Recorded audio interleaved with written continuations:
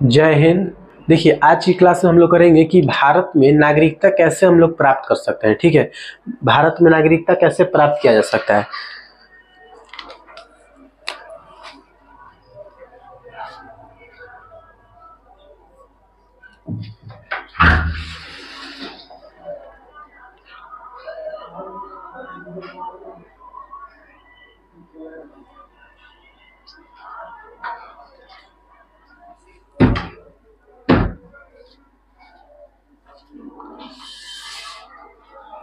ठीक है,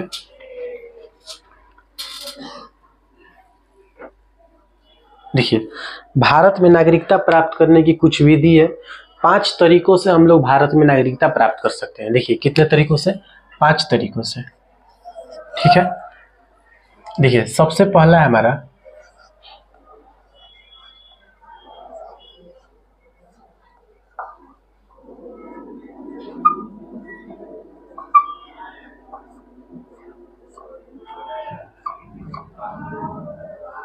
जन्म के आधार पर। ठीक है, अब देखिए, दूसरा नंबर पे हमारा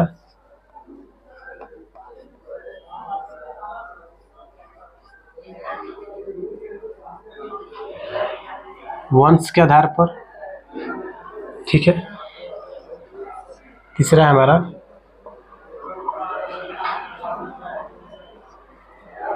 पंजीकरण, यानी कि बाय रजिस्ट्रेशन।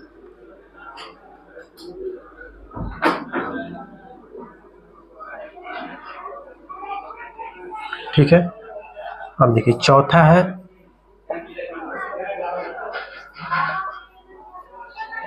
देशीकरण, यानी कि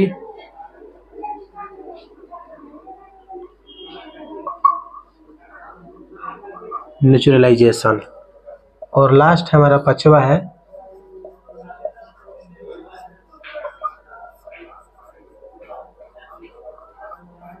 अर्जित भूमि। ठीक है, देखिए, एक एक करके समझेंगे। देखिए, कह रहे हैं कि भारत में नागरिकता कैसे प्राप्त कर सकते, यानी कि भारत में कुछ होगा ऐसा विधि जिससे हम लोग नागरिकता को प्राप्त कर सकते हैं। तो 5 तरीकों से हम लोग भारत में नागरिकता प्राप्त कर सकते हैं। सबसे पहला है जन्म के आधार पर, वंश के आधार पर, पंजीकरण यानी कि बाय रजिस्ट्रेशन। पंजीकरण को इंग्लिश में कहते हैं रजिस्ट्रेशन, कि हम रजिस्ट्रेशन कराकर नागरिकता प्राप्त कर सकते हैं। एक है देशीकरण यानी कि नेचुरलाइजेशन, और एक है अर्जित भूमि। ठीक है, देखिए, सबसे पहले समझते हैं जन्म के आधार पर।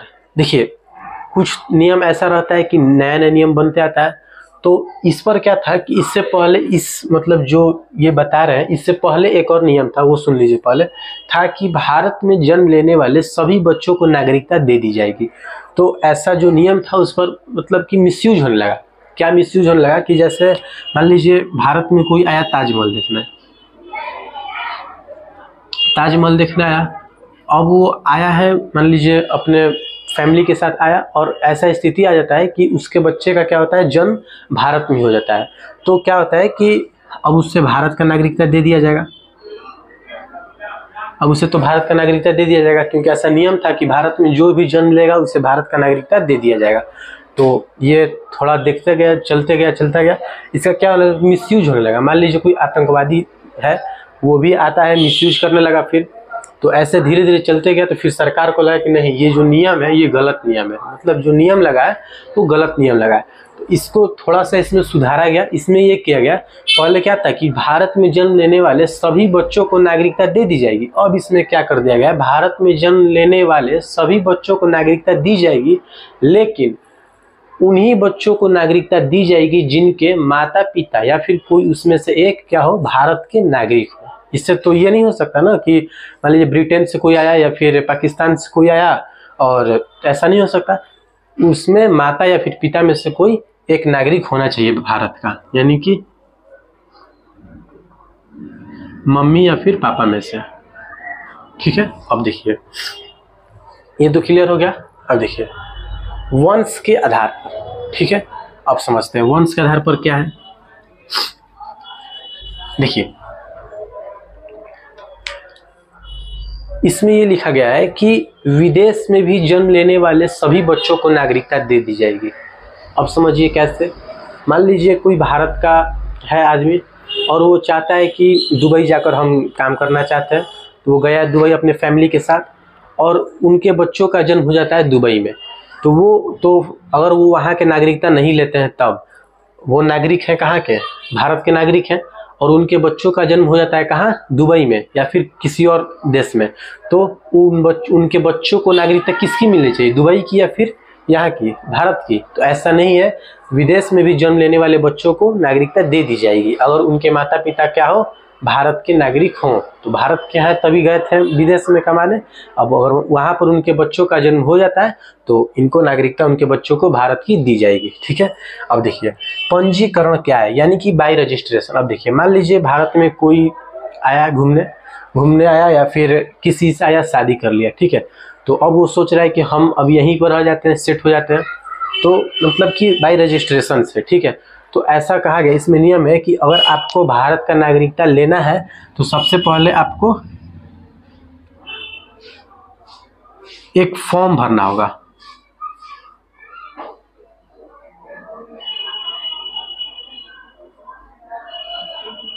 एक फॉर्म फिलअप करना होगा और कम से कम कुछ साल आपको रहना होगा। उसके बाद ही आपको ये रजिस्ट्रेशन के थ्रू आपको रजिस्ट्रेशन होगा। उसके बाद आप कुछ साल रहेंगे, उसके बाद आपको फॉर्म फिलअप होगा, उसके बाद ही आप क्या कर सकते हैं कि भारत का नागरिकता ले सकते हैं। ठीक है, यानी कि रजिस्ट्रेशन के थ्रू। ठीक है, अब समझिए, ऐसा भी नहीं है कि आप बस 4 साल 5 साल रहे उसके बाद कह रहे हैं कि हम 4 साल 5 साल तो रह लिए, अब फॉर्म फिलअप कर दिए। अब ये नहीं है कि आपको मिल ही जाएगा, आपका सारा रिकॉर्ड चेक होगा। 4 साल 5 साल आप रहे हैं, उसमें कोई क्राइम किए नहीं किए, आपका पूरा डाटा चेक होगा, उसके बाद ही आपको रजिस्ट्रेशन के थ्रू आपको मिलेगा। अब देखिए, अब समझते हैं कि नागरिकता छोड़ने के तरीके। इससे पहले देखिए हम लोग क्या देखे हैं कि नागरिकता को कैसे हम लोग प्राप्त कर सकते हैं। 5 तरीकों से हम लोग नागरिकता को प्राप्त कर सकते थे। कौन कौन? सबसे पहला था जन्म के आधार पर, दूसरा था वंश के आधार पर, तीसरा था पंजीकरण, चौथा था देशीकरण, और पांचवा क्या था? अर्जित भूमि। अर्जित भूमि में क्या था कि मान लीजिए कोई राज्य आपसे मिलना चाहता है तो उस राज्य के जितने भी लोग हैं वो सभी लोग क्या होंगे, भारत में, भारत की नागरिकता उन लोगों को मिलनी चाहिए। सभी को नहीं मिलेगी, जिनका क्रिमिनल रिकॉर्ड नहीं होगा, उनका पूरा डॉक्यूमेंट सही होगा, उन्हीं को नागरिकता दिया जाएगा। ठीक है, अब समझिए, यानी कि 5 तरीकों से भारत का नागरिकता लिया जा सकता है और 3 तरीकों से भारत का नागरिकता छोड़ा जा सकता है। ठीक है, यानी कि 5 तरीकों से ले सकते हैं और 3 तरीकों से छोड़ सकते हैं। सबसे पहला है रिन्यूंसिएशन, दूसरा है टर्मिनेशन, और तीसरा है डिप्रीवेशन। ठीक है, रिन्यूंसिएशन जो है ये क्या है? रिजाइन, यानी कि मान लीजिए आप भारत के नागरिक हैं, ठीक है, आप कहना चाहते हैं कि हमें अब भारत का नागरिकता नहीं चाहिए, यानी कि हम भारत का नागरिक नहीं रहना चाहते, किसी और देश में जाकर हम रहना चाहते हैं। तो आप एक तरफ से कह रहे हैं कि हमको हम रिजाइन दे दिए आपको, अब हम भारत में नहीं रहेंगे, तो आपको रिन्यूंसिएशन यानी कि रिजाइन के थ्रू पर आपको भारत का नागरिकता छीन लिया जाएगा। ठीक है, अब देखिए टर्मिनेशन क्या होता है? दूसरे देश का नागरिकता ले लेना। मान लीजिए आप भारत में रह रहे हैं, ठीक है, तो आप क्या किए कि अब किसी और देश में गए कमाने, ठीक है, जॉब करने गए या फिर पढ़ने गए, तो आप अब बहुत लंबे समय तक आए ही नहीं भारत में, तो कैसे पता चलेगा कि आप यहाँ के नागरिकता है? आपका नागरिकता तो अभी रहेगा ही। अब बहुत लंबे समय तक आप भारत में एक बार भी आए ही नहीं, तो लगेगा कि आप वहाँ का नागरिकता ले लिए, वहाँ का आप नागरिकता नहीं भी लिए होंगे, अब वहीं पर रह रहे हैं, अब 7 साल 8 साल 10 साल तक वहीं पर रह गए और यहीं का नागरिकता आपका है। लेकिन फिर भी आप अगर नहीं आते हैं, यानी कि भारत को लगेगा कि आप वहाँ का नागरिकता ले लिए हैं, अगर ले भी लिए होंगे तो आपको टर्मिनेशन के थ्रू आपकी नागरिकता को छीन ली जाएगी। अगर आप बीच में आ जाते हैं तो आपका नागरिकता बचा रहेगा, अगर नहीं आते हैं, वहीं पर रहते हैं या फिर वहाँ का नागरिकता ले लेते हैं तो आपको यहाँ का नागरिकता छीन लिया जाएगा। ठीक है, अब देखिए तीसरा है डिप्रीवेशन, यानी कि सरकार खुद ब खुद छीन लेगी। ठीक है, अब देखिए इसमें क्या था कि आप खुद से गए, बोले कि हमें अभी इस देश में नहीं रहना है, हम किसी और देश के जाकर नागरिकता लेना चाहते हैं, हम इस देश के नागरिक नहीं रहना चाहते हैं, तो आप रिजाइन दे दिए। जैसे मान लीजिए कोई स्कूल है, कोई स्कूल में टीचर है, पढ़ा रहे हैं, तो वो कहना चाहते हैं कि अब हम इस स्कूल में नहीं पढ़ाना चाहते, हम किसी और स्कूल में जाना चाहते हैं, तो वो क्या किए कि अपने रिजाइन लेटर दिए और साइन किए, चल दिए। ठीक है, तो वैसा ही इसमें भी है कि हम जाकर डायरेक्ट मना कर दें कि हमें इसमें नहीं रहना है, तो यानी कि रिजाइन दे दिए। ठीक है, दूसरा ये था कि टर्मिनेशन, दूसरे देश का नागरिकता ले लेना। ठीक है, ये क्या था कि मान लीजिए आप दूसरे देश में चले गए, वहाँ का नागरिकता ले लिए, तो आपको टर्मिनेशन के थ्रू हटा देगा। अब देखिए डिप्रीवेशन क्या है कि सरकार खुद ब खुद छीन लेगी। देखिए किन किन कारणों से सरकार छीन लेगी, रीजन समझिए। सबसे पहला है कि 7 साल से भारत आए ही नहीं आप, ठीक है। देखिए, आप मान लीजिए भारत का नागरिक है, ठीक है, आप भारत में रह रहे थे, ठीक है, आपको ऐसा पर्पस, ऐसा कोई काम पड़ा कि जिससे आपको भारत से बाहर जाना पड़ा, कोई ऐसा जॉब के लिए या फिर कोई काम के लिए या फिर पढ़ने के लिए आप भारत से बाहर गए, ठीक है, गए वहाँ पर, नागरिक आप भारत के ही हैं लेकिन गए हैं वहाँ पर, जाकर काम कर रहे हैं, पढ़ रहे हैं, कुछ भी कर रहे हैं। अब आप 7 साल से आप भारत आए ही नहीं, भूल गए कि हमको भारत भी जाना है, तो ऐसा में क्या होगा कि आपको डिप्रीवेशन, यानी कि सरकार खुद ब खुद आपसे नागरिकता छीन लेगी, वो आपको साबित कर देगी कि आप इस देश के नागरिक नहीं हैं। अब फिर आप 7 साल बाद आते हैं और कहेंगे कि हम इस देश के नागरिक हैं, अपना आधार कार्ड पैन कार्ड दिखाएंगे तो उसका कोई वैल्यू नहीं रहेगा, यानी कि नागरिकता छीन लिया जाएगा, ठीक है। देखिए, 7 साल के अगर अंदर आप आ जाते हैं तो आपका नागरिकता बचा रहेगा, 7 साल बाद आते हैं और दिखाते हैं आधार कार्ड पैन कार्ड तो आपका कोई नहीं रहेगा कि आप इस देश के नागरिक हैं ही, ठीक है। दूसरा किस कारणों से छीना जा सकता है, गलत तरीकों से नागरिकता प्राप्त किया गया है। मान लीजिए, इससे पहले बताया ना कि रजिस्ट्रेशन से भी प्राप्त कर सकते हैं, नेचुरलाइजेशन से, रजिस्ट्रेशन मतलब ये पंजीकरण और नेचुरलाइजेशन मतलब देशीकरण। अगर मान लीजिए आप इन दोनों में से किसी एक से आप नागरिकता प्राप्त कर लिए, नागरिकता प्राप्त करने में सक्षम हो गए, सक्सेसफुल हो गए, तो ये होगा कि मान लीजिए आप जो इसमें इशू था कि आपको 10 साल रहना है, कोई कला सीखना चाहिए, आपको भारतीय भाषा में से कोई एक भाषा आना चाहिए, तो ये सब आप फेक बनवा लिए, यानी कि फर्जी बनवा लिए और 10 साल रहे नहीं, 1-2 साल रहे और झूठा कागज बनवा कर आप कह रहे हैं कि हम 10 साल से हैं भारत में, अभी नागरिकता दे दो। तो सरकार ने देखा डॉक्यूमेंट, नागरिकता दे दिया। जब बाद में पता चला कि नहीं, तुम फर्जी तरीके से नागरिकता लिए हो, उस समय गलत तरीके से, यानी कि अवैध से आपको मतलब नागरिकता छीन लिया जाएगा, ठीक है। तीसरा हमारा, अपने देश में रहकर दूसरे देश का साथ दे रहे हैं। देखिए, तीसरा ये कहता है कि मान लीजिए आप भारत के हैं, ठीक है, मान लीजिए कभी भारत से, पाकिस्तान से या चाइना से, यानी कि किसी से भी युद्ध होता है, तो आप क्या कर रहे हैं कि मतलब भारत के हैं और साथ दे रहे हैं किसका, चाइना वालों का या फिर पाकिस्तान वालों का। तो ऐसे में क्या होगा कि आप देशद्रोही वाला काम कर रहे हैं, तो इस समय क्या करेगा, आपका नागरिकता छीन लिया जाएगा, ठीक है। इन 3 रीजन से, यानी कि डिप्रीवेशन में 3 रीजन आता है, कौन कौन, 7 साल से आप भारत आए ही नहीं, भारत को भूल गए एकदम, गए कमाने, वहीं पर रह गए, वहीं के हो गए, तो आपका ये नागरिकता छीन लिया जाएगा। गलत तरीके से नागरिकता प्राप्त किए, झूठ सच दिखला दिए पेपर कि हम बहुत साल से यहाँ पे रह रहे हैं, अब हमें आधार कार्ड पैन कार्ड बनवाने की इजाज़त दीजिए, यानी कि मेरा नागरिकता यहाँ का पास कराइए। तो अगर पास भी हो जाता है, पकड़े जाने पर आपको गलत तरीके से नागरिकता सजा भी मिलेगी और आपको क्या किया जाएगा, नागरिकता छीन लिया जाएगा। अपने देश में रहकर दूसरे देश का साथ दे रहे हैं, ठीक है, तो ये भी गलत है। इस देश के हैं और किसी और देश में साथ दे रहे हैं, तो आप भारत के हैं ही नहीं, मार के भगा देगा।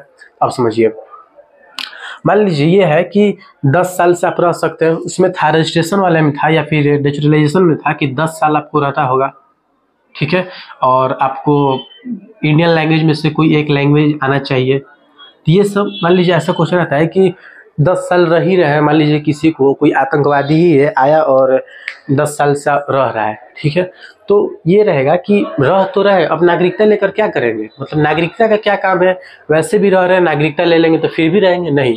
और नागरिकता का मतलब है, शुरू में भी बताए थे, आधार कार्ड और पैन कार्ड। आपका आधार कार्ड और पैन कार्ड बनेगा ही नहीं, आप रहिए, जिंदगी भर रहिए भारत में, उससे कोई दिक्कत नहीं है। आपका आधार कार्ड पैन कार्ड नहीं बनेगा और आधार कार्ड पैन कार्ड नहीं बनेगा तो कोई काम नहीं होगा, यही बात है। तो आप समझ लीजिए नागरिकता का मेन पर्पस क्या है। ऐसे तो आप रह सकते हैं, जिंदगी भर रहिए, उससे कोई दिक्कत नहीं है, लेकिन नागरिकता प्राप्त करने के लिए आधार कार्ड और पैन कार्ड अनिवार्य है, ठीक है। तो यही था, 3 तरीकों से छोड़ा जा सकता है, 5 तरीकों से पकड़ा जा सकता है, ठीक है। तो ये दोनों हो गया इसमें। इसके बाद वाले वीडियो में हम, इसके बाद है हमारा NRC टॉपिक है, उसके बाद NPR, CA, ये जो 3 टॉपिक है इनको एक ही वीडियो में बनाएंगे और इन पर कुछ मतलब इतिहास से लेकर चलेंगे। 2019 वाला NRC ये सब जो है, CA है, ये सब 2019 वाला नहीं है, ये सब बहुत पहले ही का है। 2000 सब जब अटल बिहारी वाजपेयी का सरकार था तभी CA चलते आ रहा है कि NRC CA ये सब है, तो ये देखेंगे।